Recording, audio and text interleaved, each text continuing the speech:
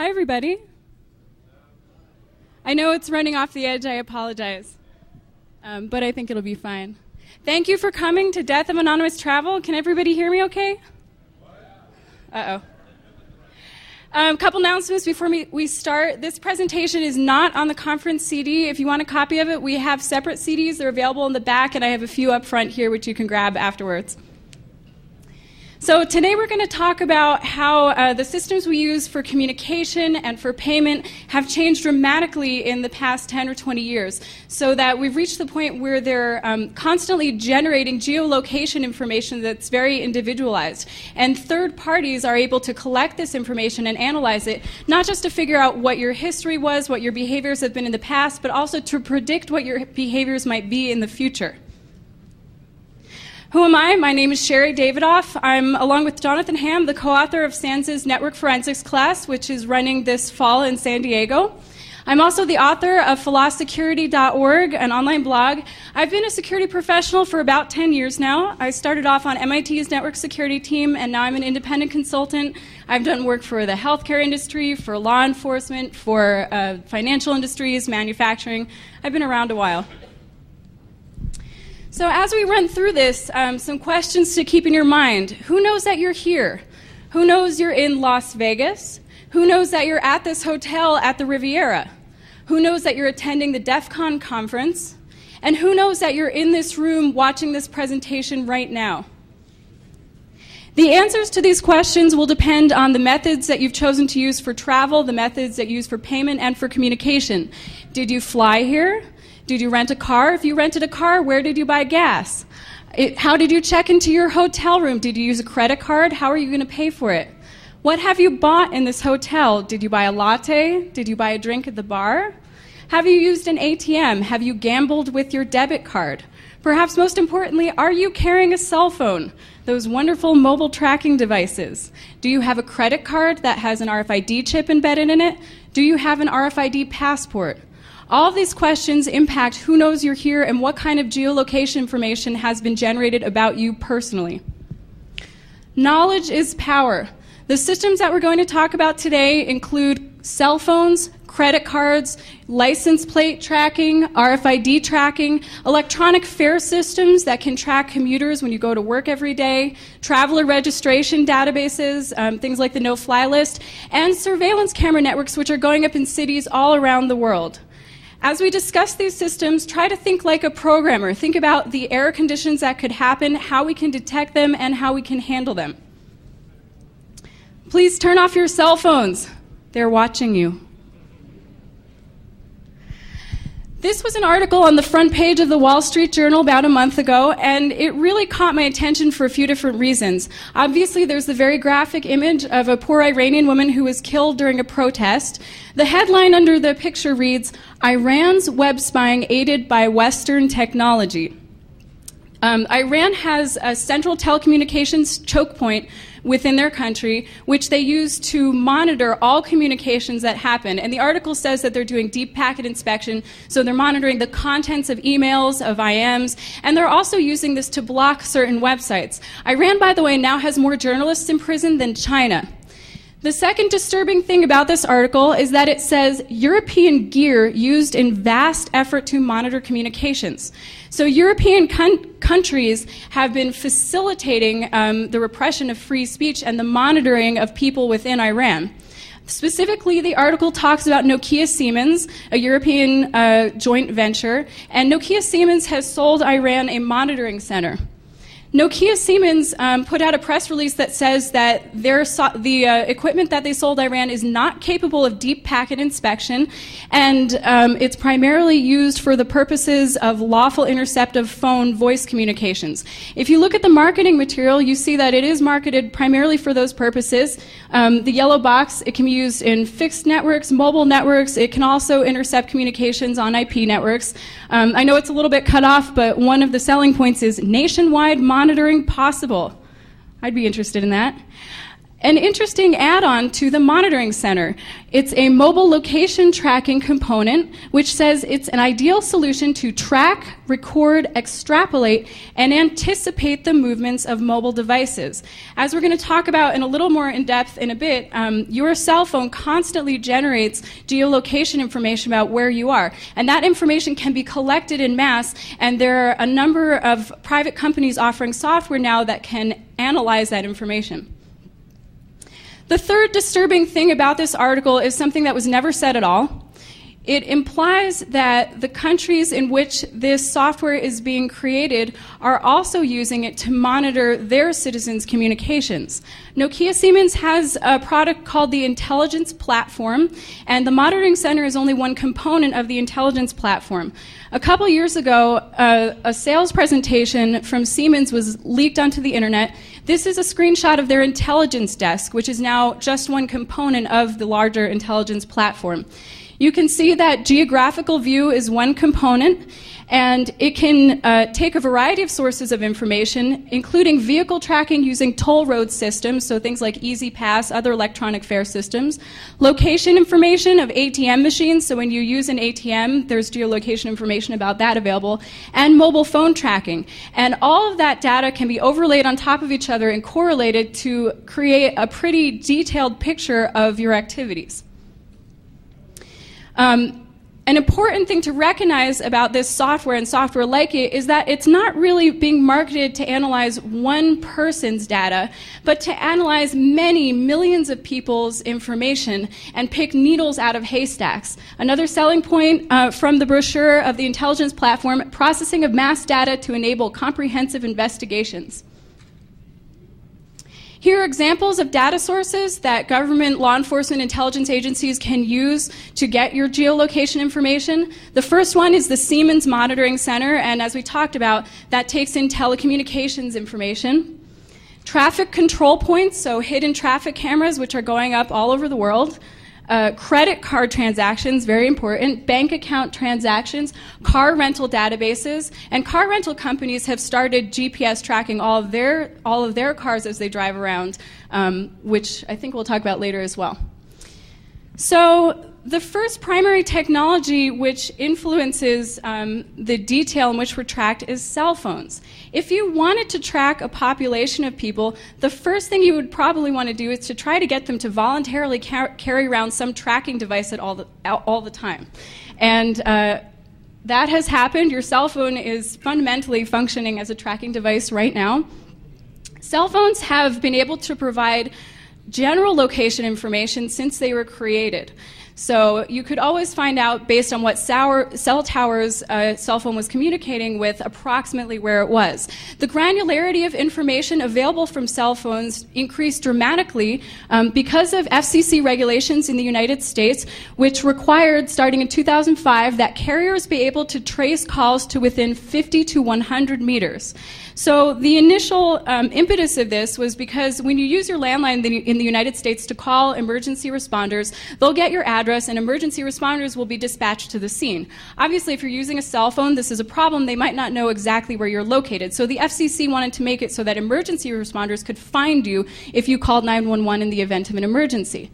So now telecommunications companies, upon request, have to provide latitude and longitude to emergency responders and law enforcement in the event of an emergency. They had their choice of methods that they were going to use to implement this. Some of them chose to upgrade their networks and to add more receivers so that they could better triangulate your signal, or figure out, based on the time difference of arrival when your signal got to particular cell towers, actually very closely to where you were located. Some of them also chose to use GPS in handsets. I was looking for a cell phone in 2005 or 2006 in the United States, and I was unable to find one that didn't have GPS in it. Interestingly, Egypt has banned the sale of iPhones that have GPS capabilities in them for national security reasons. So if you want to buy an iPhone in Egypt, it has to have GPS disabled. The telecommunications companies are trying to recoup their investments in these location-based enhancements by offering location-based services. So Verizon has a service called Chaperone. You can see in the screenshot here, parents can use that to track their kids wherever they go, and if their kids go outside particular zones, it'll alert them. They also have a service called VZ Navigator, which lets you get directions, figure out where you are if you're lost. Telecommunications companies are pretty straightforward about the fact that your wireless device can determine its and your physical geographical location. And they also say that software applications, including those by third parties, can get your geolocation information and send it back to the application provider or to other people. Google is one such third party. They have software called Latitude, which enables you to automatically share your location from a phone, and they'll put that up on Google Maps so all of your friends can find you wherever you are. When you sign up for these location-based services, you have to really read the fine print because in a lot of cases you're signing over your rights to privacy with respect to your location. Employers and schools are getting in on the action. In New Jersey, Montclair State University required mandatory cell phones with GPS software for all students. The vendor that they're using is named Rave Guardian, and the campus police have access to your GPS information so that in the event of an emergency, they can find out where you are. It's kind of a pity that this graphic is cut off, but it's from their marketing material, and it's a picture of a little student stick figure that says, "Watch over me." That's of course what college students want. In New York, a carpenter who worked for the public school system named John Halpin was fired because his employer figured out that he was skipping out on work early. The way his employer figured this out is that they had given him a cell phone that had GPS software installed on it so they could track him wherever he went. And he protested, saying that he had never been informed that the cell phone had that capabilities, but unfortunately he still lost in court. There are a number of third-party spyware applications also that people can install on your phone, either legally or illegally. Mobile Spy is one of these pieces of software. It's marketed as being for the Apple iPhone, although it can work on other smartphones. And this is a screenshot of their GPS location capabilities. If anyone who installs this software on your phone can use a web browser and go to their central website and find out the time, the latitude and longitude of the place you were at that time, and then they can pull up a map that has your location so that they can track you. The iPhone, as a side note, also uses a third method in order to figure out where you are. There's a system called Skyhook, which figures out what wireless access points you're near and what cell towers you're near and figures out your location based on that. I think when they originally started the program, they had taxi drivers driving around in order to collect the information and generate a central database. Now they actually have a team of 500 people driving around cities to create that central map. The founders of the company say that it's self-healing, so if your iPhone finds an access point that wasn't there before, it will automatically update the database, and that's one of the reasons why the system works so well. AOL also uses it so that buddies can find out where they are, where your buddy is. And I find memory cards in your digital camera. You may not realize this, but sometimes memory cards and digital cameras figure out what location you're at and will stamp your pictures accordingly. There was a case a few years ago in 2006 where the FBI was monitoring an organized crime family, the Genovese family, and rather than installing a separate audio bug in order to listen in on their conversations, they simply installed spyware on their Nextel cell phones. So the most interesting about this case to me was that the spyware functioned regardless of whether the cell phone was turned on or off. And the same thing can be done with respect to GPS tracking. Someone can install spyware on your phone, and that can send your location back to a third party regardless of whether your cell phone is turned on or off.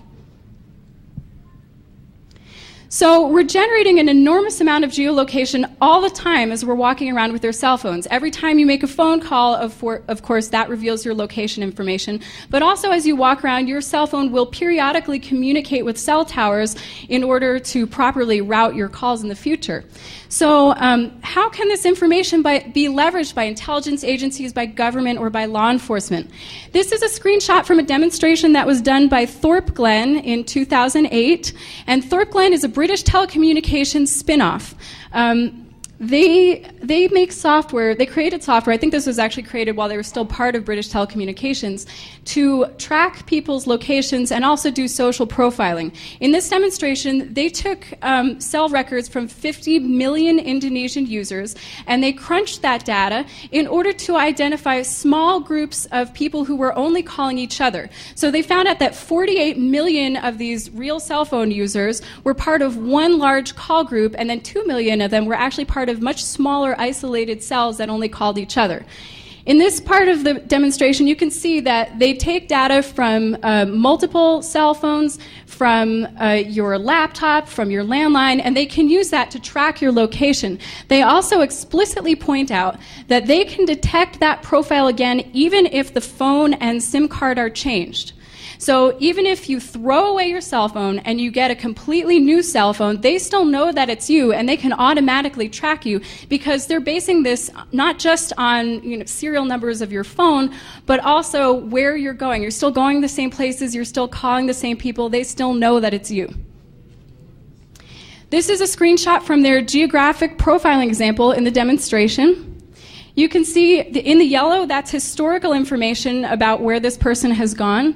And then in the red, you can see forced mobile location updates. So they can take information that they're getting in real time and overlay it on top of the historical records.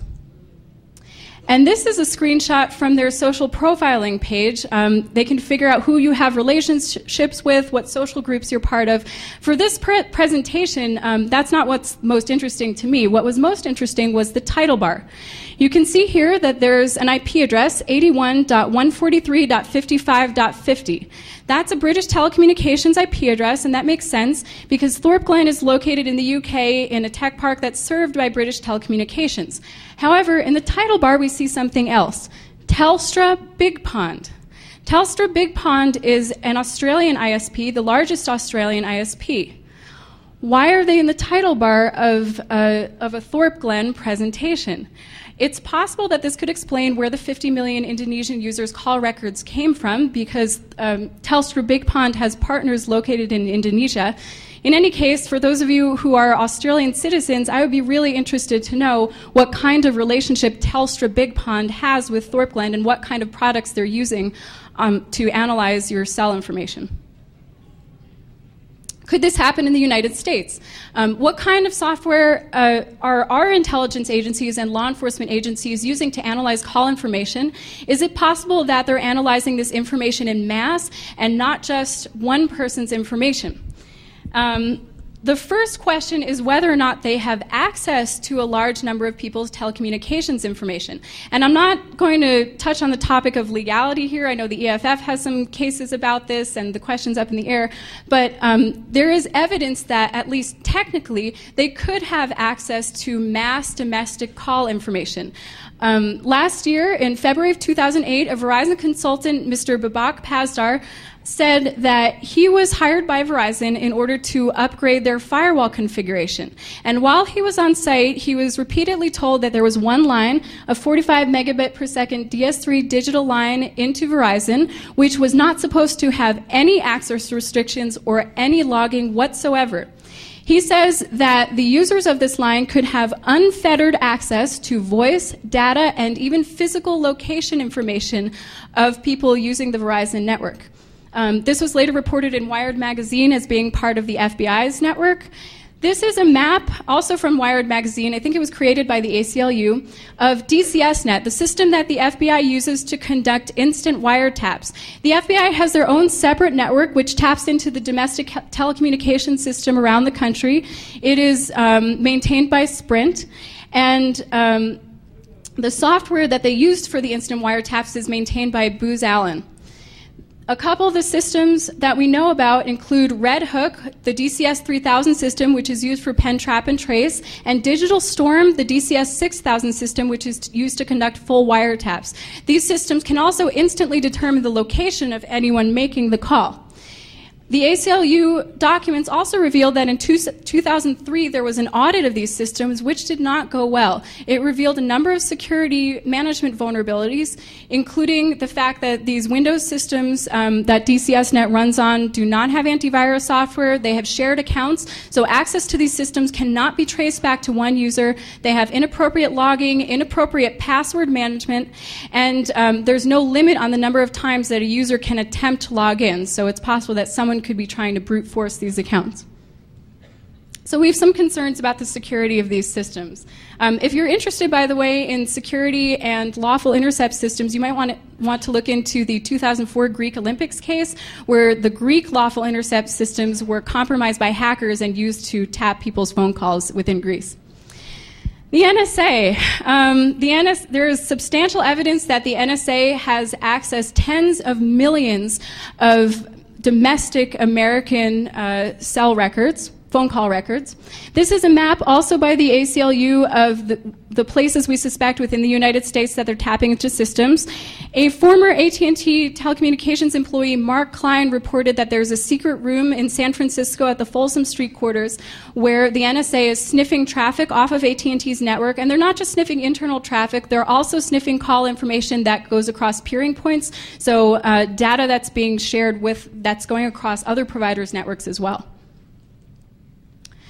So to sort of recap what we know about mobile phone location data, it was initially spurred by emergency regulations, and intelligence agencies have started using this to conduct mass analysis around the world. Governments have been using this to analyze communications, location information around the world. The telecommunications companies profit off of this. For example, Quest has testified that the NSA offered them substantial compensation for access to their telecommunications data. Law enforcement conducts wiretaps, and telecommunications companies also profit off of that. The telecommunications companies are offering location-based services, and they also make money not just from selling these services directly, but from offering various types of access to advertisers. And people who write or use spyware, either legally or illegally, also benefit from this. People tracking has been spurred, I think, by two primary technologies. One is the advent of more geolocation information coming from cell phones, and the other are the changes that have happened in payment systems. So once upon a time, people used these funny, shiny metal things in order to pay for stuff. We call these coins. On the bottom here, you can see some of the earliest coins ever created by humanity in the 6th century BC. These are from Lydia. On the left, this is one of the earliest public transportation tokens used in the United States. You can see one of these at the fare collection table after this talk. It's an 1871 horse cart token from Oakland. And here on the right, you see a Fujio cent. This is the first coin ever minted by the United States Continental Congress. It was designed by Benjamin Franklin, and appropriately, the motto on it was, "Mind your business." Very different from the payment systems we have today. Now we have credit and debit cards. One of the differences between cash and credit and debit cards is that when you pay for something in cash, there's no need for someone to know your your name, who you are. The object itself is not in any way linked to you. When you walk into Best Buy and you buy something with your credit card, your name is encoded on the magnetic stripe of your card. So even if you don't tell them who you are, they swipe that card into their system, and your name, along with what you purchased, when you purchased it, automatically goes into their computer database. So it's linked to identification that can be tracked by third parties, such as your credit card company or your bank, and it can be controlled by third parties. I don't know if you guys travel very much. I travel a lot, and it's very annoying because once in a while I'll try to use my credit card and it'll stop, and I'll get a phone call from American Express saying, "Are you in Wichita?" And I'll say, "Yes, I'm in Wichita," and they'll say, "Well, you have to let us know before you travel." It's kind of ridiculous. I feel like they're my nanny. They can also share that information with law enforcement. So let's review who knows when you buy something. This is a screenshot of a statement from a credit card company, and you can see that when you purchase something, when you stay at a hotel on the top, or when you go to a restaurant, they know not just how much you purchased, what the restaurant was, where it was, what the restaurant's phone number was, how much you tipped. So if you go to the pharmacy and you buy headache medicine, you know about that. I'm okay with that. The store clerk knows about that. If you use your credit card to pay with it, then you're recorded in the store's systems potentially as having purchased that headache medicine. If you're part of their frequent shopper list, then they can sell that list to advertisers, and you could start receiving magazines offering ways to reduce migraines or things like that. Banks, credit card companies also know what you purchased, when you purchased it, and so do intelligence agencies. I'm going to show you a little video here from Russell Tice. This is from Counterpoint. Now a very public whistleblower. Thank you again for your time tonight, sir. Good evening. Thanks you. Thanks to you. Last night we discussed collection of phone and email data, envelope info, like the length of the call, but also the content. But the information they collected on journalists and other people, this was more than just phone and email info? Well, as far as the information, the wiretap information that made it to NSA, there was also data mining that was involved. And at some point, information from credit card records and financial transactions was married in with that information. So the lucky U.S. citizens, that tens of thousands of whom that are now on digital databases at NSA who have no idea of this, also have that sort of information included on those digital files that have been warehoused.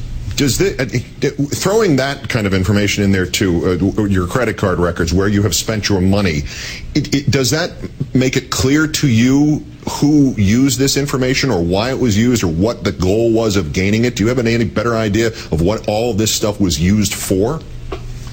Well, the obvious explanation would be that, you know, if you did have a potential terrorist, you'd want to know where they're spending money and you know, whether they purchased an airline ticket or something like that, and you know, that sort of thing. But once again, we're talking about tens of thousands of innocent U.S. citizens that have been caught up in this trap that they have no clue. You know, for this thing could sit there for 10 years, and you know, then potentially it marries up with something else, and 10 years from now they get put on a no-fly list, and they won't, well, of course, won't have a clue why.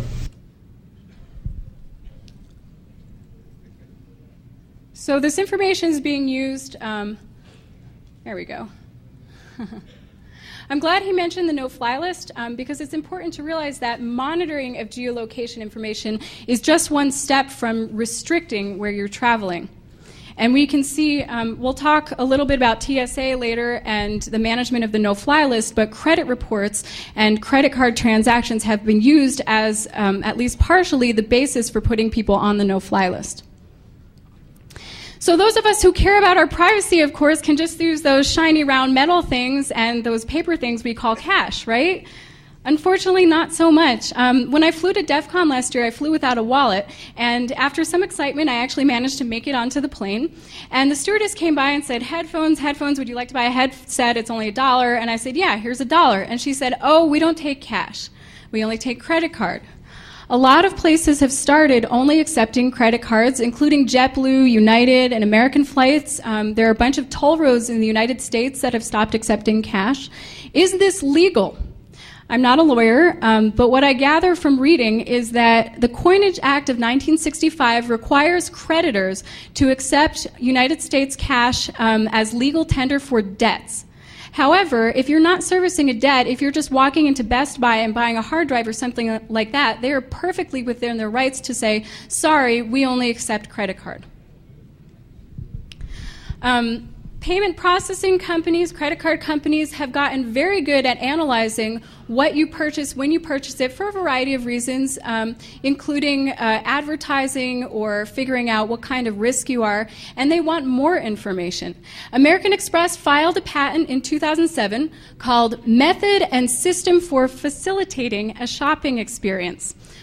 What this means in English is that they're going to put up, or they would like to put up RFID readers throughout stores, inside of stores, and make it so that somehow consumers are carrying an RFID device on their person, so that when the consumer walks around the store, they can track what aisles the consumer is walking through, what products they're looking at how that impacts what the consumer is buying. And of course, that's of interest to the store, that's of interest to people who are marketing their products, and that's of interest to Amex. How on earth could we get people to carry around an RFID card with them wherever they go? Amex came out with the Amex Blue Card, which has an RFID chip embedded with it in it a few years ago. How many people have this card? I had one of the, yeah, a bunch of people have this card. Oh, the scariest thing about this is that it was being marketed not just for use in shopping centers, but also schools, bus stations, or other places of public accommodation. This sort of thing is already happening in the UK. In the UK, there's a company called Path Intelligence that markets a system called Footpath. Footpath picks up on cell phone signals as you walk around a shopping mall, and they use that to figure out where shoppers are going. They provide that information to the mall so that the mall knows where people are congregating. They know how much to charge in rent for different stores, what locations are more popular than others. Obviously, there are some privacy concerns in this. They can tell your location not just when you make a call, but also when your cell phone has periodic communications with the cell towers. However, they say that there are no privacy concerns whatsoever because these are not linked to shoppers' names. Of course, someone who independently knows some information about your cell phone, or even stores in the mall that can correlate that information with purchases using, for example, your name on your credit card, could potentially figure out who's who. So why is this happening? Why are we seeing tracking coming out of purchasing? It seems like this is sort of a self-perpetuating system.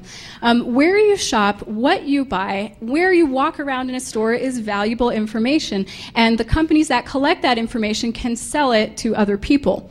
It can be used for advertising. It can be used for making credit decisions about you. It can also be used by law enforcement, not just to figure out where you've been, but also as part of predictive policing strategies. And intelligence agencies can use this for mass analysis. And I want to speculate here, I don't know for sure, but I would be willing to bet, based on what's happening with the telecommunications industry, that when intelligence agencies get this information from credit card companies, the credit card companies are probably profiting off of it. The basis for this project actually started in 2006. I was living in Boston at the time. Boston has America's oldest subway system, and I was commuting using the subway a lot. In 2006, Boston went from the old token system to an entirely electronic fare system. So they have two different ways you can pay for your fare. There's the Charlie card, which is a thick plastic RFID card, which you've probably heard about if you were at DEFCON last year.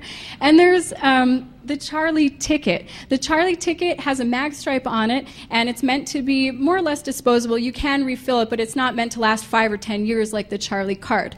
Both of these have a unique serial number. So as a traveler, I was concerned that every time I went through a turnstile, it would record my location, the date and time of travel, and that could be stored in a central database where anyone could potentially access it years down the road and track me where I had been.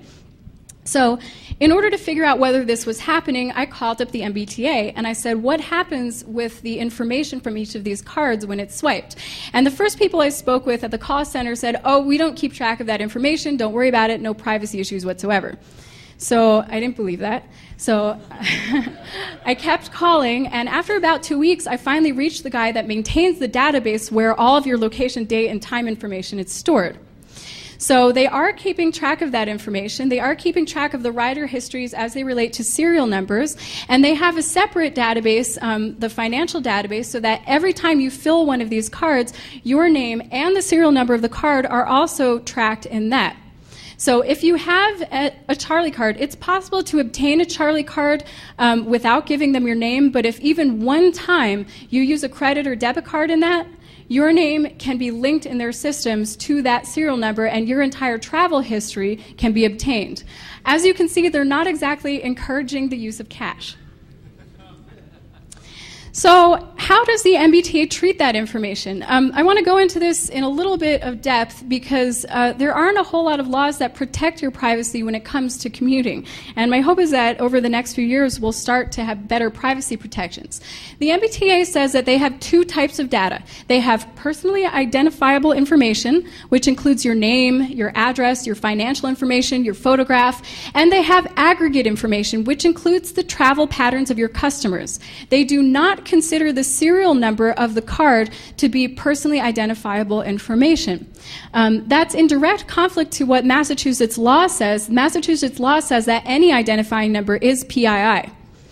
How does this how does this relate to what happens with your information? Well, first of all, you cannot get access to your aggregate rider information. If you have a Charlie card with a serial number on it that you've been carrying around for 5 years, you can't find out what kind of information they have about your card. They actually say they will not respond to requests for aggregate information. You can, under Massachusetts law, get copies of records relating to your name or other personally identifiable information.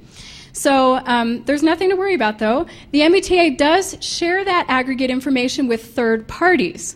So it's possible for them to sell those databases of rider histories linked to serial numbers. It's possible for them to give it to law enforcement, to the Department of Homeland Security for data mining. However, they say, rest assured that aggregate information will not allow anyone to identify you or determine anything personal, except persons may be able to combine that information with other information they independently possess concerning you. So if someone has seen your Charlie card and has seen the serial number on it, or has seen a receipt that has the serial number on it, or just happens to have the list of aggregate information and knows your behaviors and can identify you in that list, then they could also identify which serial number goes with you and track you. The MBTA says they are not responsible for proper recipients' later use of this information. Who else might know the serial number of your card? Well, employers all over Boston, as part of a corporate pass program, are the ones responsible for assigning serial numbers to end users. So if they had copies of the aggregate information, then they could look up what times you were going to work, what times you were leaving for work. The MBTA makes a big song and dance about the fact that PII, the financial transactions database, your name, stuff like that, are stored in a separate database from the rider histories, and so that should all make us sleep better at night. However, if you know anything about programming or databases, you know that it's really not hard to link information from one database to another. And in fact, the MBTA says they do it all the time as part of combating fraud. Aggregate data, your rider histories, are stored indefinitely. So 20 years down the line, someone could get the past 20 years of your commuting history and analyze that. PII, they say, is only stored for 14 months. But in the fine print, it says it's only stored for 14 months in active systems. That information is actually archived for the retention period required by applicable public records laws of the Commonwealth. When I spoke with them on the phone, they were a little wishy-washy, and they didn't give me an exact amount of time that was archived for. My guess is that it's probably indefinitely. So even many years later, your travel histories can be mined. If you're old or if you're disabled, you do not have the right to privacy, apparently. You have to not only give them your PII to obtain benefits, they will also take digital photographs of you and store those electronically forever in order for you to receive your benefits. So why does this matter? Well, first of all, as we talked about, there's very little legal protection. People have very little control over what happens to our commuting records. And not only do we have very little control, there's nothing that requires that we be notified if someone accesses them or if that data is shared. Intelligence agencies can grab that information to do data mining. Employers could track their employees. Subway officials could track you wherever you go, and anyone that they potentially give access to. How well are these systems secured, and how do we know how well their systems are secured?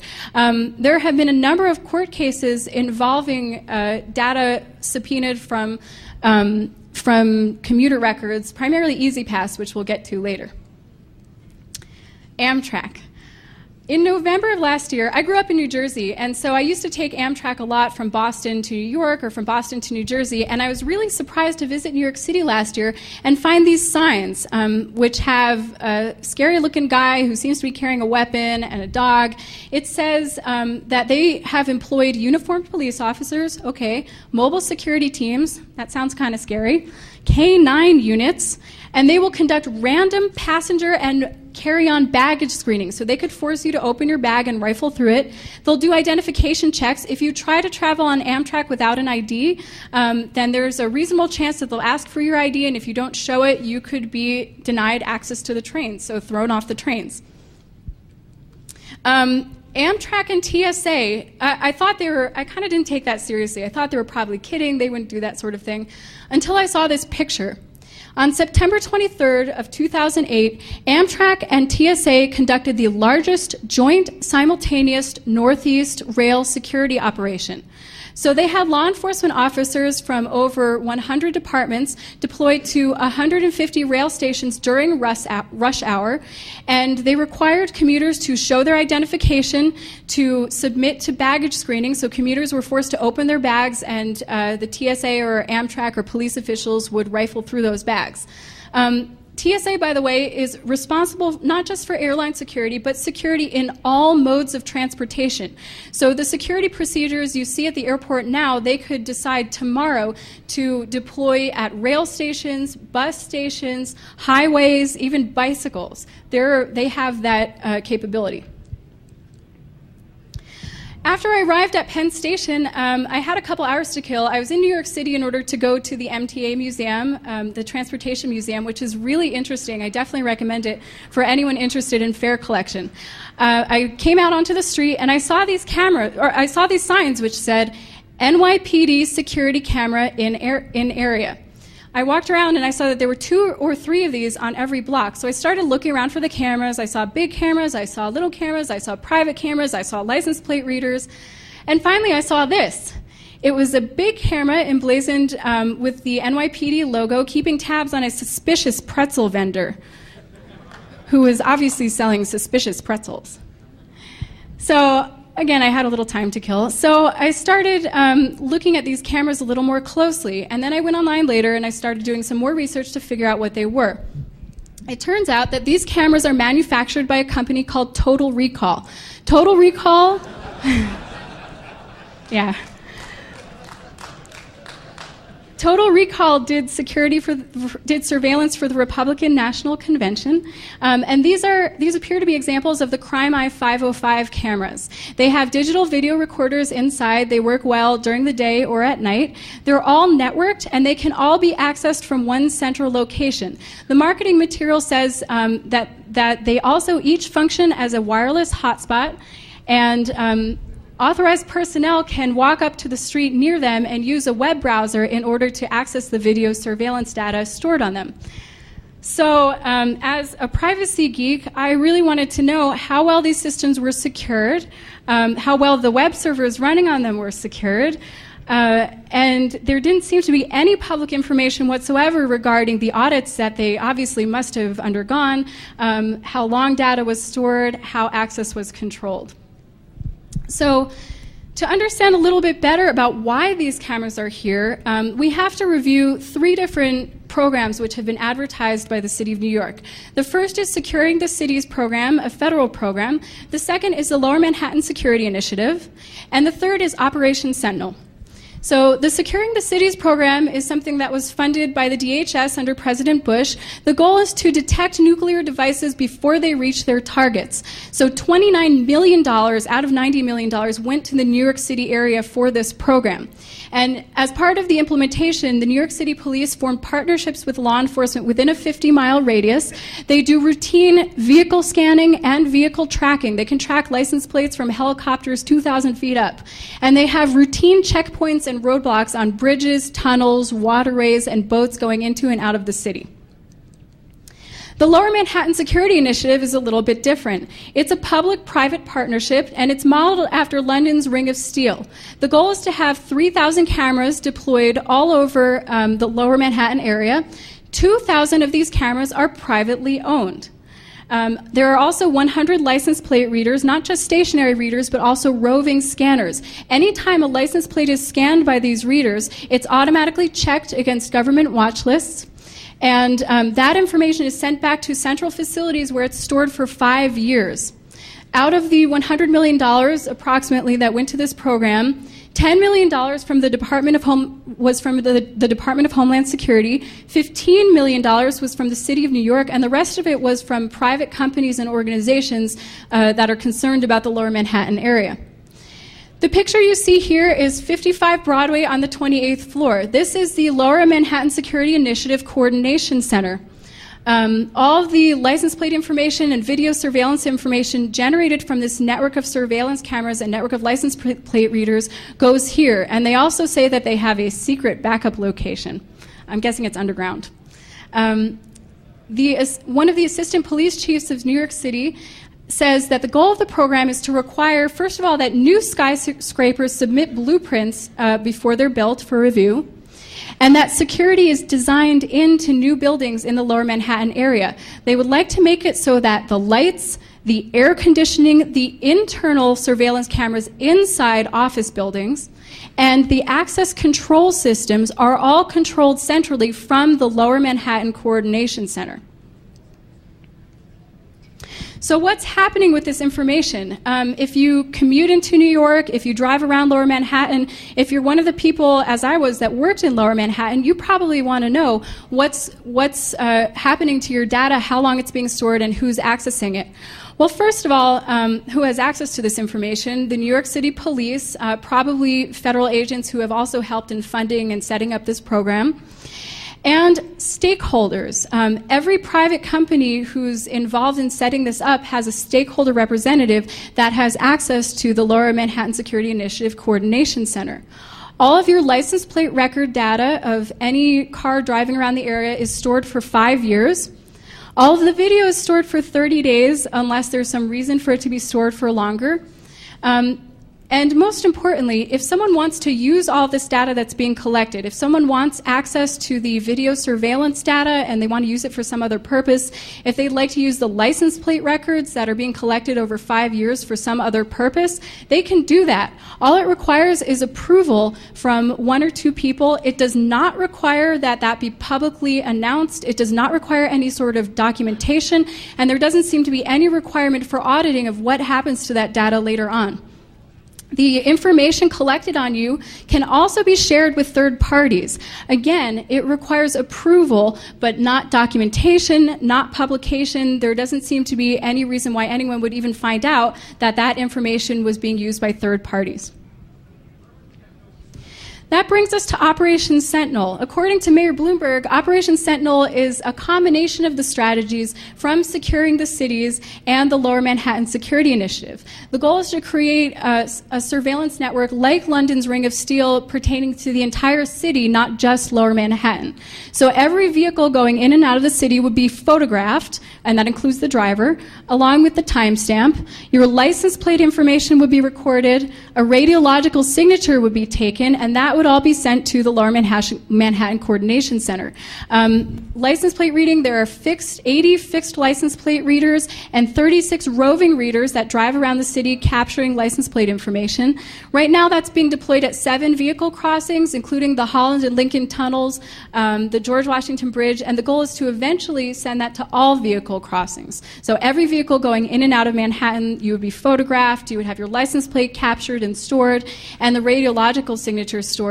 And that information could be shared with third parties with only approval. It could be used for secondary purposes, and you would never know. Bus surveillance. New York City also has bus surveillance, but the leader in this initiative, at least as far as I can tell, is Chicago. Chicago has a partnership with IBM.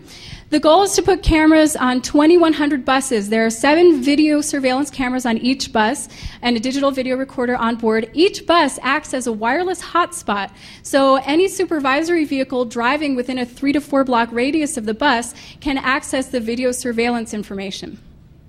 Again, questions of how well are they securing this? How often is it audited? How do you know who's been accessing this information? Chicago and IBM have also partnered on a project called Operation Virtual Shield. This is a project where thousands of video surveillance access points are being deployed around Chicago. I say access points because they're not just video cameras. They're connected in a wireless mesh network, and according to the marketing materials, they have analytic software on them so that they can respond to incidents. So if they hear a yell or if there's a sound of a gunshot or something like that, the cameras can react and zoom in on a particular area and capture more information coming from that source. They also have license plate readers, which are similarly networked. It's worth pointing out that this isn't IBM's first rodeo. They worked with China to deploy over 200,000 surveillance cameras in Shenzhen a few years ago. These surveillance cameras were disguised as lampposts, and the goal in China is to have 2 million cameras all connected to one central network. it's probably safe to say that any contractor, such as IBM, that's working on projects like this, citywide surveillance projects, is probably taking the information they learned by setting this up in one country and using it for other countries. So the same types of programs that IBM is deploying in China, they're also deploying here in the United States. Moving on to cars. This is a screenshot from the Siemens intelligence desk that we discussed earlier, and the very first thing that they pointed out was that they could capture information that comes from toll road systems. So once upon a time, this is what toll booths looked like. You would drive up, and there would be a basket, and you'd take this round, shiny metal thing, and you would throw it into the basket, and hopefully a little bar would go up, and you would be able to drive through. It was also beautifully simple. Nowadays, all over the United States, actually all over the world, we have cashless toll systems, systems like Fastlane or Easy Pass, which are connected to the registered vehicle owner's identification. Every time you drive through one of these toll booths, it will record not just who you are, but how fast you're going, what time you went there. All of this information has been used in hundreds of court cases. And there's also differential pricing, so people have a real financial incentive to move to these systems. Unfortunately, we're paying for that in our privacy. If you care about your privacy, you could still pay in cash, right? Unfortunately, not. In some places, such as the Bush Turnpike, at the beginning of July, stopped accepting cash entirely. If you're driving along on the highway and you come to a toll booth or not a toll booth, a toll area on the Bush Turnpike, you have two options. First, you can pay with your Texas toll tag. You can browse the fare collection table afterwards. I have a Texas toll tag if you want to look at it. Or you can pay in zip cash. Zip cash, unlike what its name implies, is not cash. What it means is that they do optical character recognition of the car's license plate, and they will then mail a bill to the registered owner. So if you're a driver and you would like to pay for tolls without the registered vehicle owner having to deal with it, you don't have that option. And unfortunately, I think that probably also discourages ride sharing. And as an environmentalist, I would really like to encourage people to share cars and not discourage them. That brings us to an important question. When it comes to either violations or tolls, who's liable? Is the driver liable? Is it all right to say that the owner is liable for tolls when it was actually the driver that incurred them? It really depends on what state you're in. In states like Georgia, Delaware, Washington, D.C., New York, North Carolina, the owner is explicitly liable by law for violations.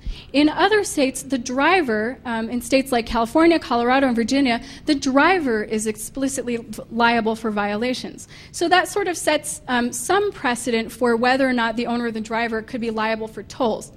There was an interesting case involving the Minnesota Supreme Court. Minneapolis started installing hidden traffic cameras, and the Minnesota Supreme Court struck that down because of a statewide uniformity principle, which says that both drivers and owners should be able to expect the same type of treatment regardless where in the state they're driving. So it's not okay for them to drive through one city and suddenly have a totally different liability than in other cities. So they struck down the hidden traffic camera program because of uniformity and also for a few other reasons. If you're a privacy geek, you probably saw this coming. In April of 2009, New York City deployed Easy Pass transponders on the Brooklyn Bridge and in Lower Manhattan, not for the purposes of tolling, but for monitoring traffic. And as part of this, it calculates the routes that cars are taking and also their travel times, and it stores that in a central database and then analyzes that, presumably for the purposes of controlling traffic flow. Some people are understandably concerned about privacy, and the powers that be have waved those concerns away, saying that, well, these systems can't read license plates, so don't worry about it. Of course, Easy Pass identifiers can also be linked to an individual. In the UK, they're one step ahead of us in the United States. The UK has a system called automatic number plate recognition. They have over 2,000 cameras deployed already, and the system can read up to 50 million plates a day. All of that data is stored for 5 years at the National ANPR Data Center. It includes the location that you were driving, the date and the time, and it's clear from some of the events that have occurred that they're mining this information. There was a couple, a father and daughter couple, who was pulled over not too long ago and arrested because data from this system had captured their license plate driving near a demonstration. So as a result, they were pulled over and brought into custody. The UK has also deployed RFID license plates implemented by a company called ePlate. The RFID plates broadcast information for up to 300 feet, and they've had this system since 2005. I'm sorry, I don't know if we've run out of CDs in the back. There are a few up here. And the presentation will also be available on the web afterwards. They've deployed active RFID systems.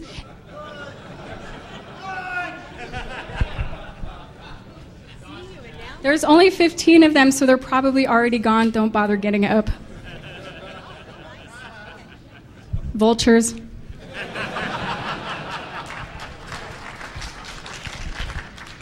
So the benefit of RFID systems for tracking license plates is that they can be hidden easier than optical character recognition systems. They don't have to be visible. In Brazil, they've employed government-mandated GPS tracking devices on every car. I don't fault them for this. They have a real problem with vehicle theft in Brazil, so that's why they've employed these GPS tracking devices on all cars. One of the most interesting things about these tracking devices is that they do more than tracking. The police can actually shut the vehicle down remotely. So you could be driving along in your car, let's say it's a stolen car you're driving along in, and the police could figure out where you are and shut it down. The same thing is available in the United States.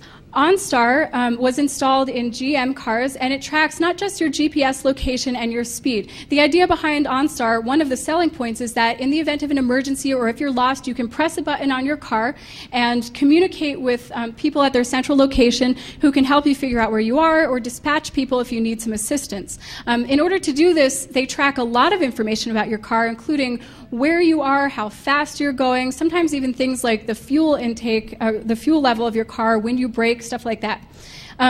All this information is stored on their central systems. How well do they control it? There are some privacy exceptions that they're very explicit about. They say that they can disclose your information to protect their rights or property, or the safety of you or others, or to troubleshoot, presumably, really, if they feel like it. All the information from OnStar goes across Verizon's network, so the FBI already has access to it. And there's also something called stolen vehicle slowdown.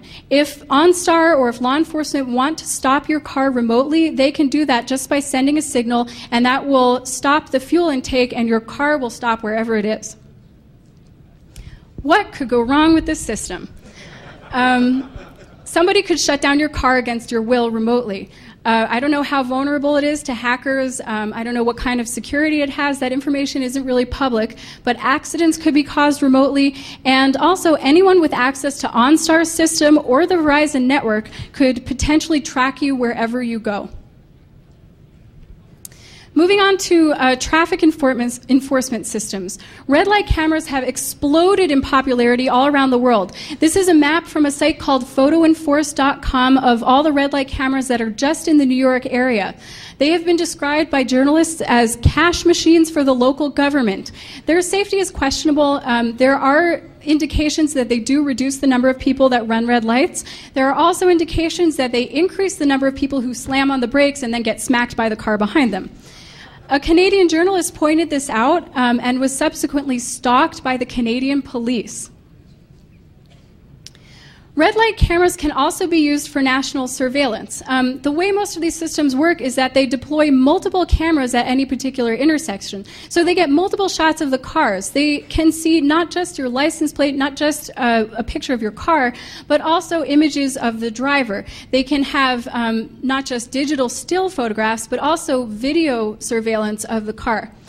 Redflex and American Traffic Solutions have been actively shopping their systems around as national surveillance networks to local and federal law enforcement. They also have license plate tracking capabilities. One of the reasons why these systems would be useful for national surveillance capabilities is because they bypass all of the GPS tracking restrictions that have been so legally questionable these days. We've seen a number of cases in the past few years where law enforcement tries to install a GPS tracking device in or on a car, and in some cases the judge rules that's okay, in some cases it's not okay. Whether or not they need a warrant is in question. If you have a dense network of cameras that can read license plates and put that all in a central database all throughout the country, you don't need to use GPS to track a vehicle. You can get that information from the network itself. I'm proud to say, as a Montanan, that Montana outlawed hidden traffic cameras in May. My representative, Bill Nooney, was the one sponsoring the bill, and our governor signed it into law in May. Jonathan Hamm and I had the opportunity to go to the Montana State House in Helena in February, where we expressed our support for this bill. This is a picture of our representative reading my note of support. So if you care about these issues, please do contact your representatives and encourage them to pass laws that properly manage your information, because we can make a difference on these topics. Some concerns about the ways information is being handled. Redflex is going to be we're going to go into a little detail about a company called Redflex. Redflex, according to them, are the largest manufacturer of hidden traffic cameras in the United States, and they do more than just install and manage the equipment used for enforcement. They also do citation processing. So they have things like your name, your address, your height, your weight, your gender, your driver's license number, which in some cases is still your social security number, and they correlate all that to driver videos and images. Most of the companies that we're talking about, we don't have the ability to actually access their systems and evaluate whether or not they're secure. In Redflex's case, when I was doing the research for this presentation, I came across a publicly available site which is used by law enforcement all over the country to approve or reject violations. And you could see just by looking at the source code of the publicly facing page that it has some serious security problems. The information contained in it, your motor vehicle information, could potentially be mined by anyone, and there is no accountability or public oversight. So we're about to go into detail on these vulnerabilities. The reason I'm disclosing them is because it's important for average citizens to know about this so that we can understand how our data is being managed. And it's important for law enforcement to know about this so that they understand that the systems they're using may not be as reliable as they would like. When I notified the vendor about these vulnerabilities, they responded very promptly, and they removed publicly accessible links right away. So Redflex traffic systems, they're deployed in over 240 cities in the United States. They are the largest red light and speed enforcement provider in North America, according to their marketing materials. They have cameras, multiple cameras installed at any intersection that they're monitoring, so they can get digital stills or full video of passing motorists. They have a system on the back end called SmartOps. They use this to process the citations. And we can get a little bit more information by looking at the contracts that local governments have put online, which describe how the systems are used. Here you can see this is from the city of Daly City in California, and it says Redflex will place an electronic file containing printed, original, and nominated citation information on the Redflex FTP site each day for court retrieval. So if you're a security geek, you probably did a little what? When you realize that this information was potentially being transmitted unencrypted over the internet. Hopefully they didn't really mean that. It also says in 31 and 32, Redflex shall place offenses in the police authorization queue within 6 days of the violation. So as soon as a red light or hidden traffic camera sends up an alert, that goes to their SmartOps processing system. They create citations, and then they allow police to access those citations. The local police will review that and will determine whether to approve or reject each of the citations. If they approve it, then Redflex mails out the citations to individuals, and they have access to your name and address and other driver information, so they can mail those citations out. Some of the information that they have, we've already run through this a little bit. First name, middle name, last name, birth date, height, weight, hair color, eye color, gender, address, your license plate number. In some cases, that is still people's social security numbers, driver's license state, a description of where you were, the location, what your offense description was, your license plate, and all that is correlated with driver images and video. When I ran this presentation by Jennifer Granick of the EFF, she asked a great question right away, which is, where are they getting this information?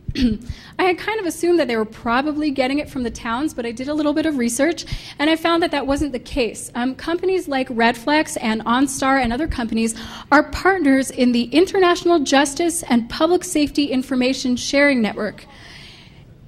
I'm sorry? Oh, no, I'm good. Thanks. They're partners in the International Justice and Public Safety Information Sharing Network. So all of these companies have, what you can see on the website is securely limited access to motor vehicle registration information necessary for the enforcement of traffic-related violations. Well, how well are they securing this information? Presumably they get periodically audited to make sure that they're keeping all of this private and that it's all their systems are up to date, right?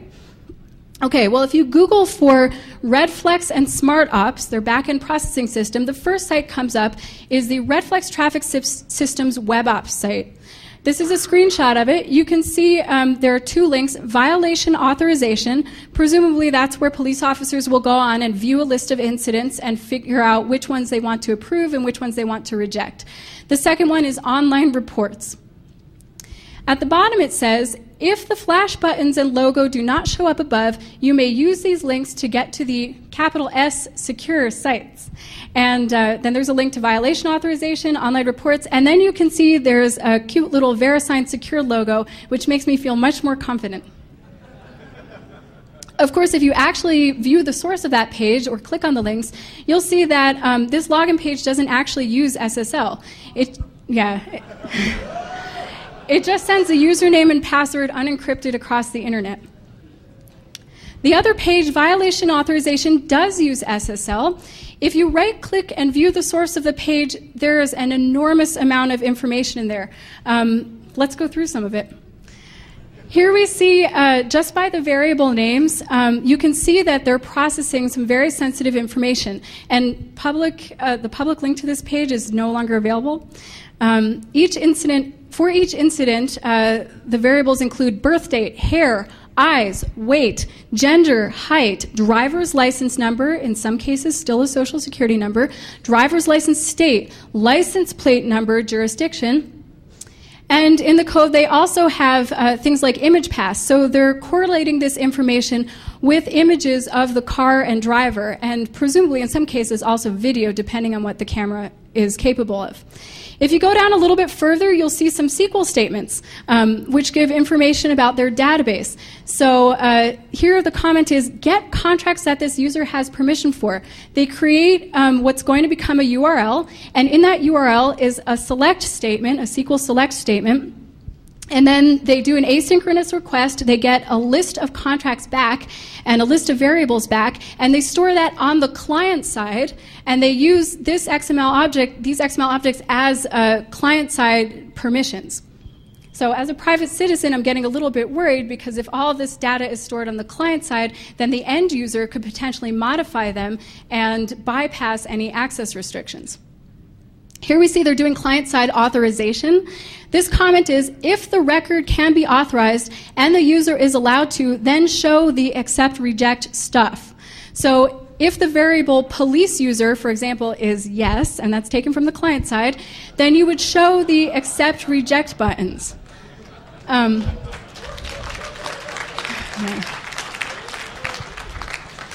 Not that you need the accept reject buttons, because you can just create the correct URL and make a request that way. You can also see here there are media redacted users. Don't display the active reports links for the media redacted user. That depends on the attribute police user being equal to D. At the bottom we see SURL equals, and then they get an incident list, so that's how they get the list of incidents. They make another asynchronous request. They also do client-side filtering.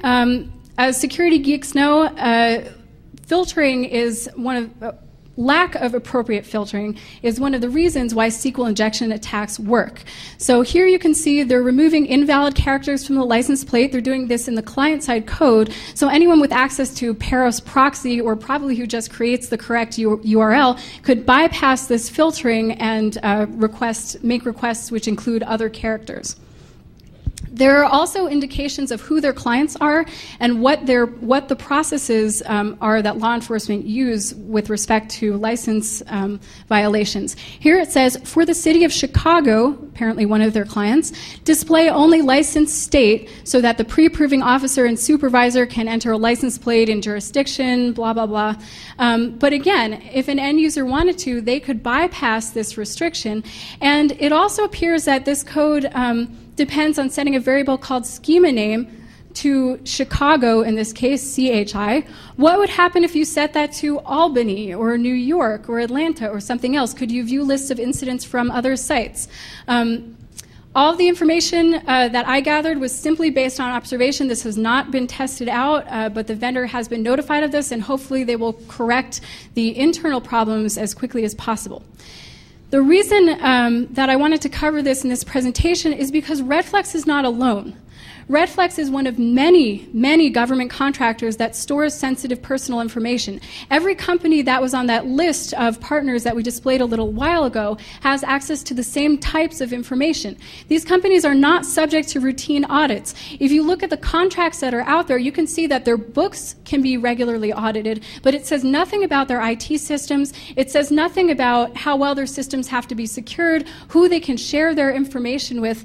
A lot of this is because people in local government who are signing these contracts don't know a whole lot about IT security, and they're not employing IT professionals to look at these systems before they hire the companies.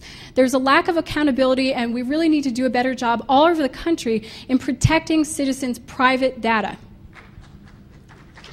Thanks.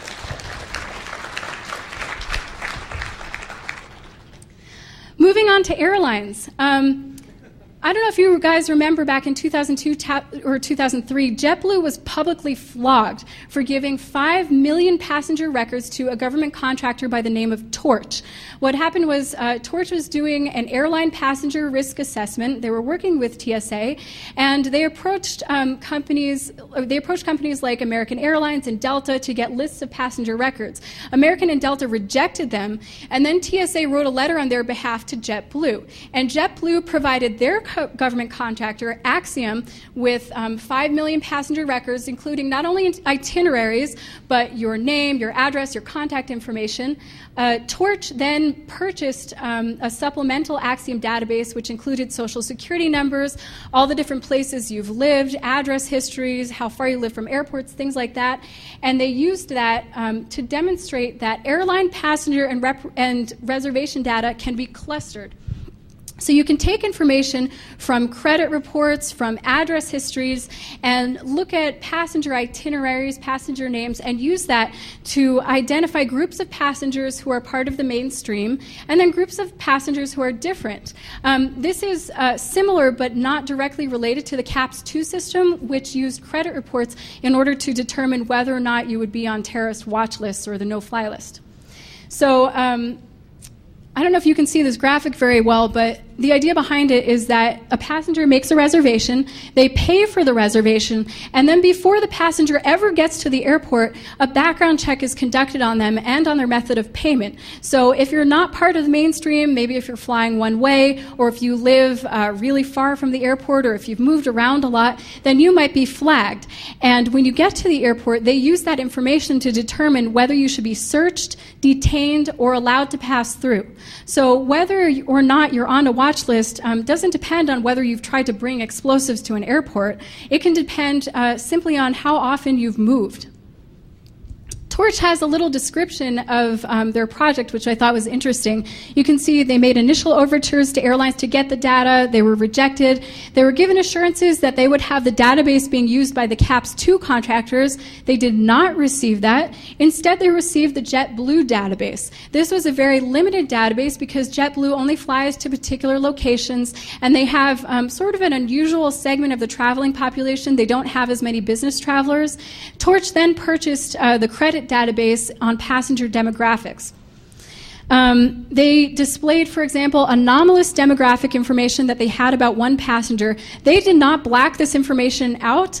This poor person, actually I suspect it's two people whose records have been mixed up. Their social security numbers and address histories have been on the internet for something like 7 years now. But I thought I'd be nice and black this information out. Stuff like a messed up credit report could potentially get you flagged by their system as anomalous, and these people could have trouble getting through an airport security. Here's an example of one of their passenger stability indicators that they figured out. How long you've lived someplace. If you're really old, like 100 years old, but you've only lived someplace for a year, that might get you flagged for extra screening, or stuff like that. So a little history of the no-fly list. The no-fly list was created on September 11th. It was actually a no-transport list that the FBI had. By 2006, there were 44,000 people on the no-fly list, and credit reports were one of the factors that were used in assessing risk. Nowadays, the terrorist watch list has over 1 million names, and some of the people who have been obviously mistakenly on things like the no-fly list are children, small kids, and Senator Ted Kennedy. Unfortunately, there was a terrorist out there who went by the name Ted Kennedy, so Senator Ted Kennedy got flagged and had trouble flying. Part? That's right for rental cars. Yeah. So this month, the secure flight system goes into effect on August 15th. If you're flying after August 15th, you will be required, when you make a reservation, to provide not just your name as it is listed on your government-issued ID, not that you're required in the United States to have a government-issued ID, but you have to provide your name as it's listed on your government-issued ID, your date of birth, and your gender in order to book travel. That information is shared by the airlines with TSA, and TSA will then use that to determine information about how you're treated when you try to board. You can see this is a graphic from TSA. The passenger sends their extra information, including date of birth and gender, to the airlines. The airlines send that to the secure flight system. Secure flight sends boarding pass instructions back, and that impacts how you board. Interesting thing to note here, you can see it says passenger information will be sent securely between the airlines and secure flight, and boarding pass instructions will be sent securely back. But when the passenger makes their reservation and sends all that extra information to the airline, there's no guarantee of any extra security. I think one of the first things we learn as security geeks is that a chain is only as good as its weakest link. TSA has claimed that secure flight is exempt from a number of normal requirements. They are exempt from requirements which relate to your ability to request access to your records and correct the records that they have about you. You don't have that right. They're exempt from the requirement to collect only relevant and necessary information, so they can collect whatever they want. They're exempt from the requirement to maintain all of the records that they use in making a determination about whether you should be searched or detained or allowed to pass through, or however they want to treat you. And as a result, it makes it very difficult to audit their systems. And they're exempt, not that we're allowed to audit their systems, they're exempt from the requirement of judicial review. So they've basically thrown checks and balances out the window. And I have to thank the EFF for calling this out publicly. They've really done an enormous amount of work to publicize these exemptions. Why is all of this happening? Why are people being put on no-fly lists? Why are we being monitored? Why is our data being gathered and mined? One of the words that keeps coming up, especially in TSA literature, is terrorism. We're trying to prevent terrorists. We're trying to prevent terrorist attacks. So given the amount of money and time and effort that's being put into all this, you would assume that terrorism is a really big problem. So I got some death statistics and terrorism statistics. The year that I could get full statistics for that was the most recent was 2006. You can see that terrorism is the first. Actually, heart disease is the first cause, the leading cause of death in the United States. But terrorism is actually, malignant neoplasms are the second cause of death in the United States. And it looks like influenza and pneumonia are number 8. Suicide is number 11. Essential hypertension and assault, all of these things kill tens and in some cases even hundreds of thousands of United States citizens each year. The number of United States citizens killed worldwide as a result of terrorism in 2006 was 28. So 1,000 times more people are killed by suicide than terrorism in the United States. 5 times as many people are killed by plane crashes, and almost twice as many people are killed by lightning.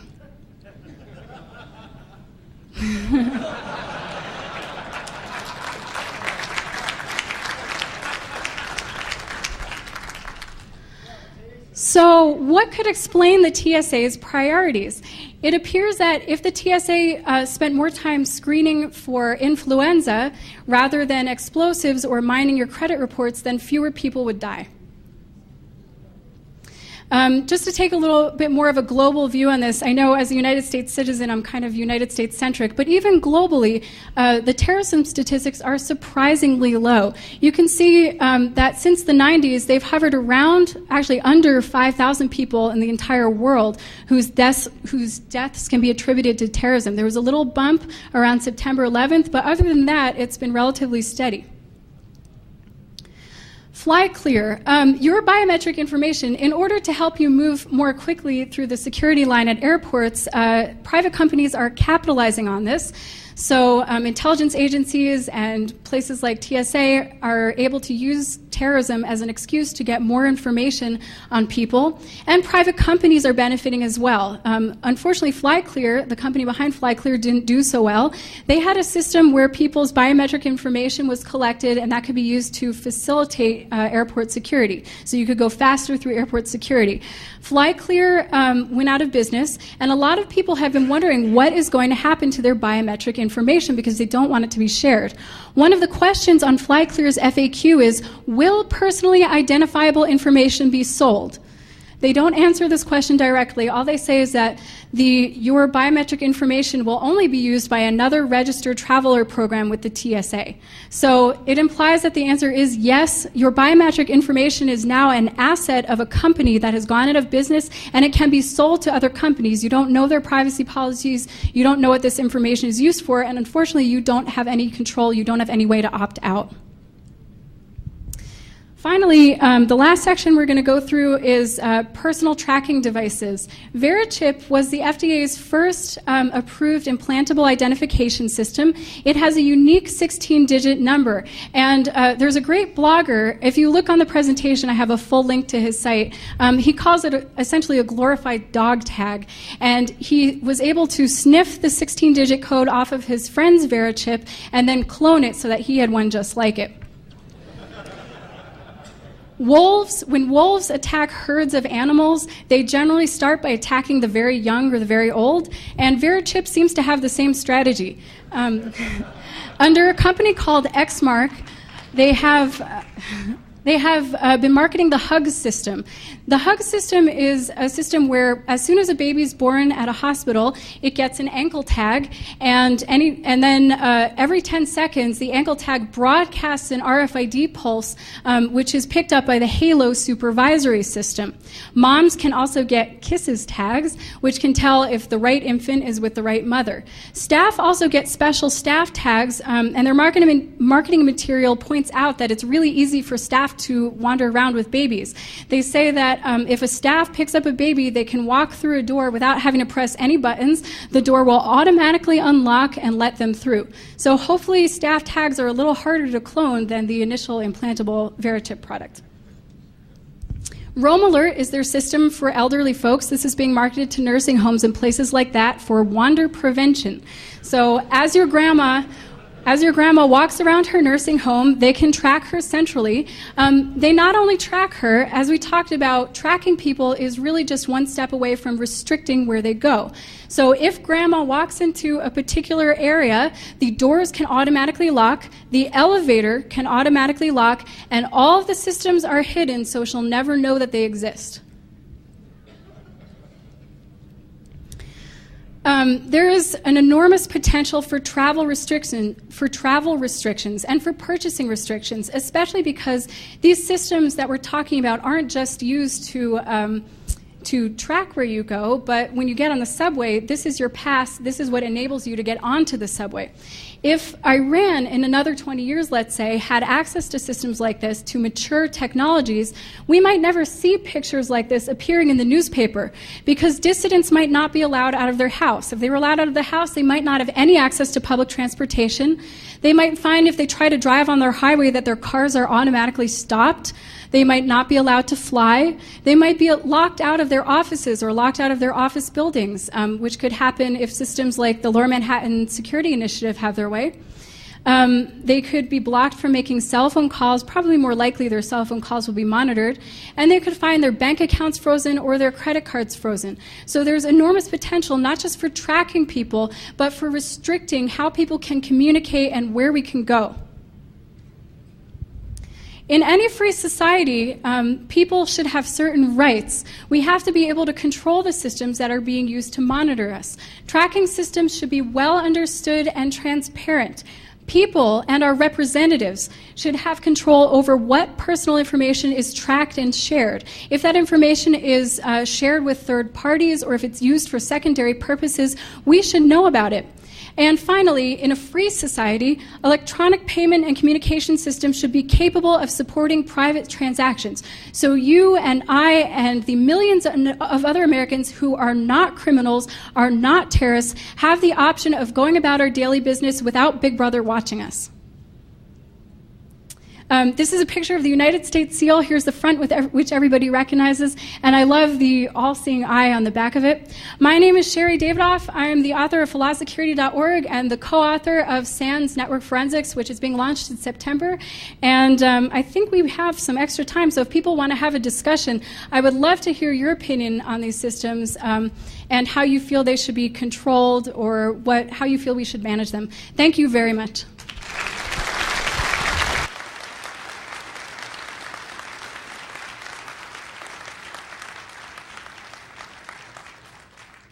Hi. Oh. Hi, Sherry. Is there no mic? Can you? Can we get the mic on?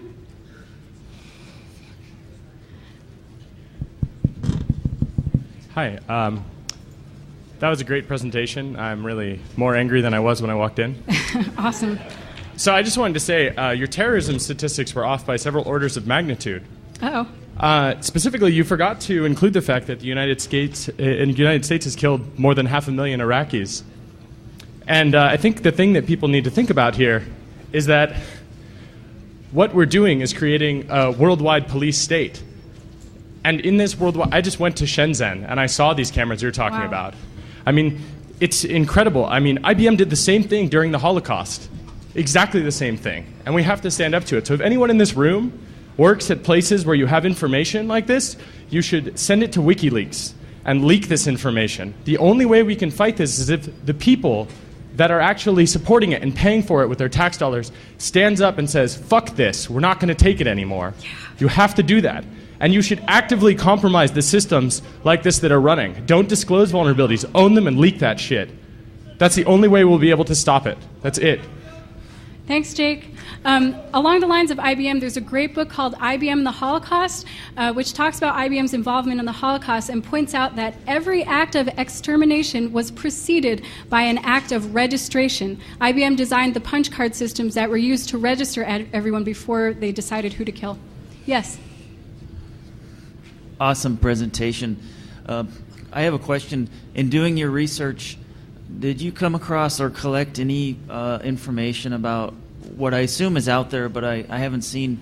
You know, these days, all of us use several email accounts so that we can kind of divide and categorize how other organizations interact with us.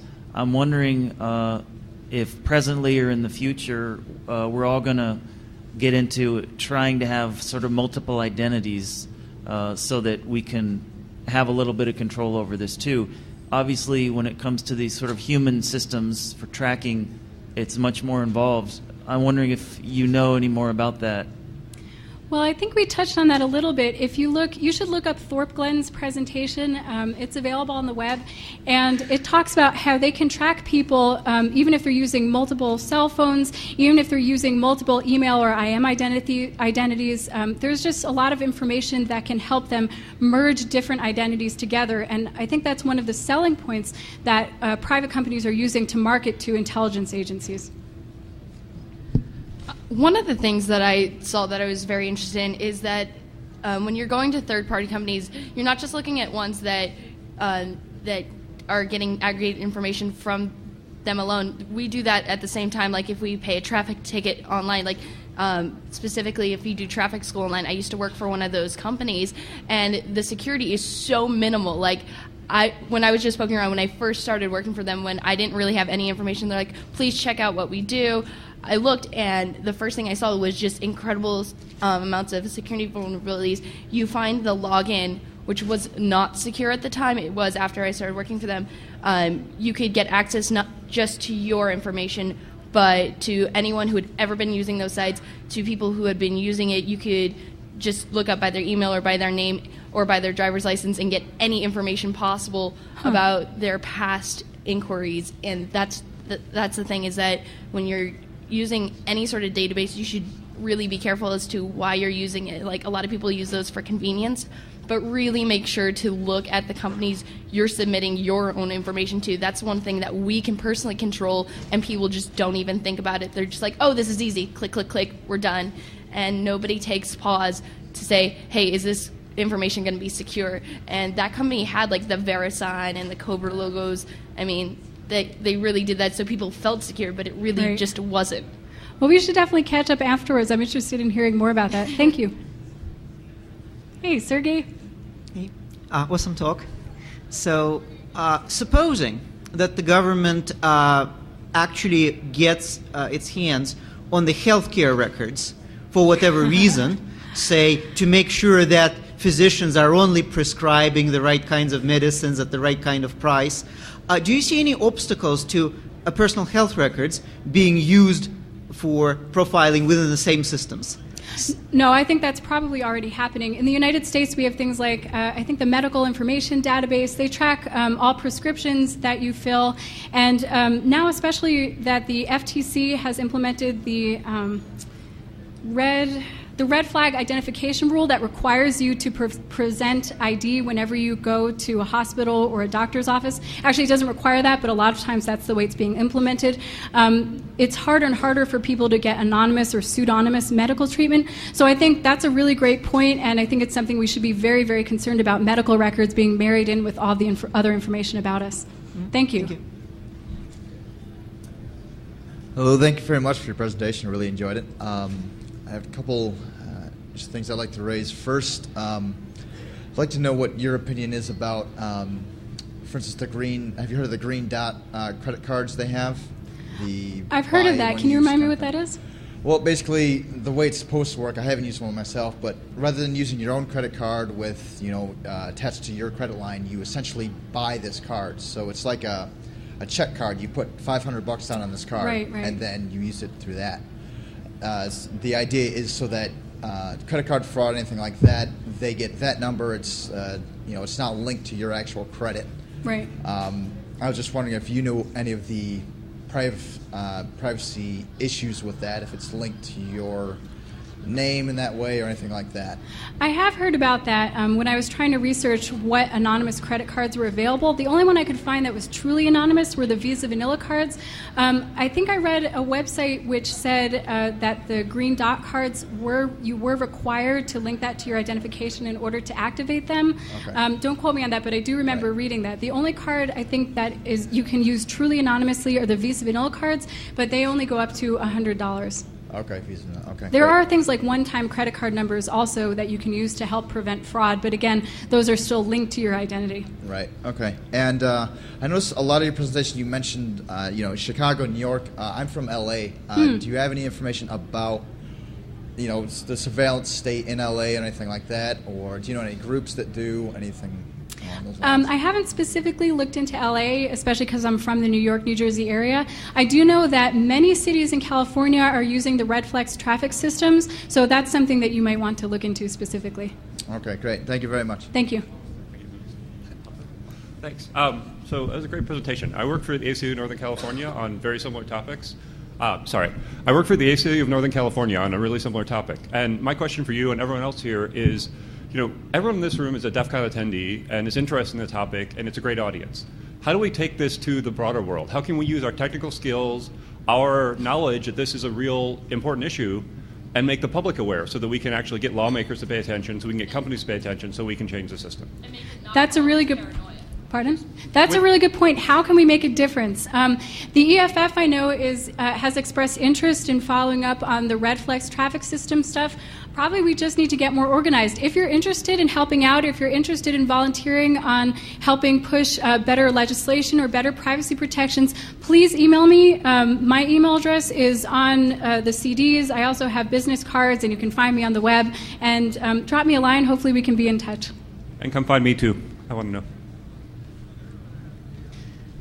Thank you for an informative and disturbing presentation. Awesome. I have what might be a rhetorical question, because I think I know where you stand on this, but given the events given what we know of the events and the activities of our government for the last decade, and really for the last 40 years, how much faith do you have that legislation can actually have an impact on the types of privacy problems that you've described? I think if legislation is enforced, it can have an enormous impact.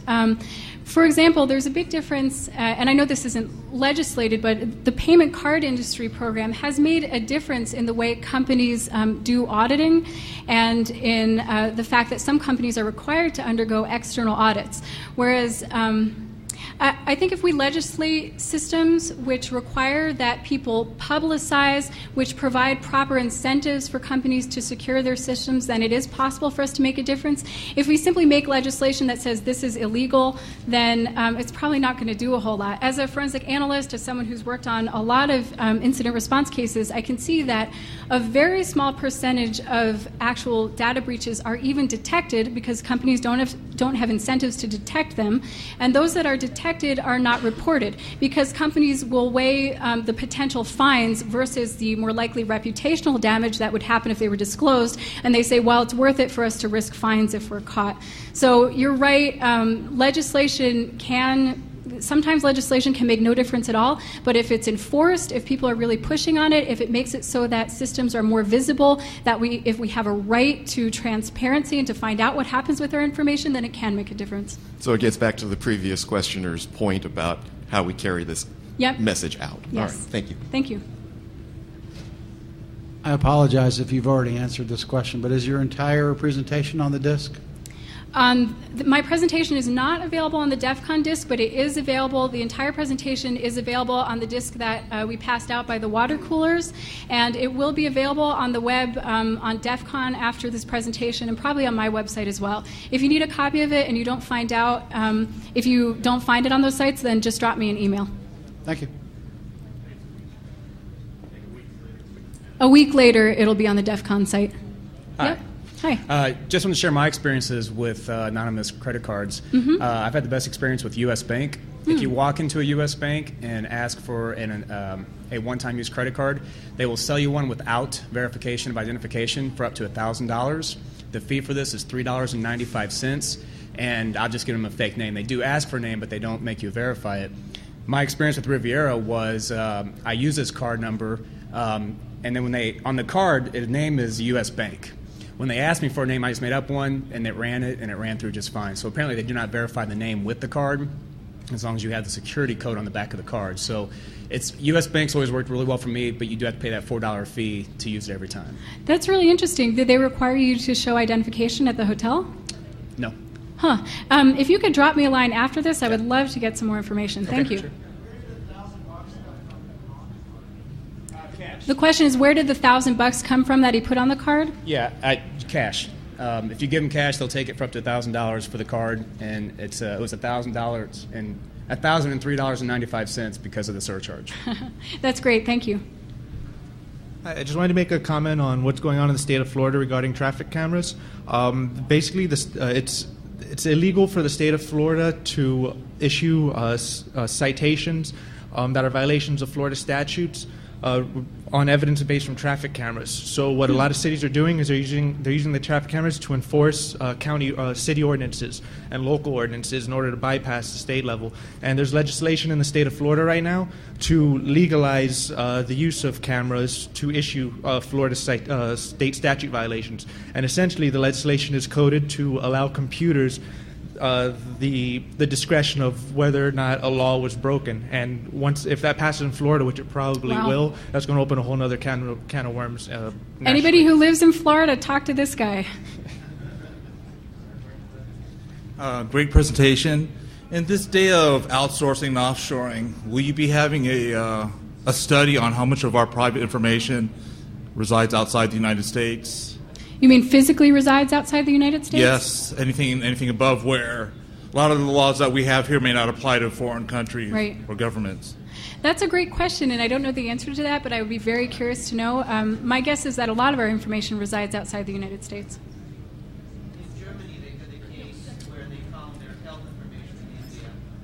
Germany, they had a case where they found out that their health information was in India. Very interesting. And available for sale. Yes, I have I'll have business cards up here. Thank you all for coming.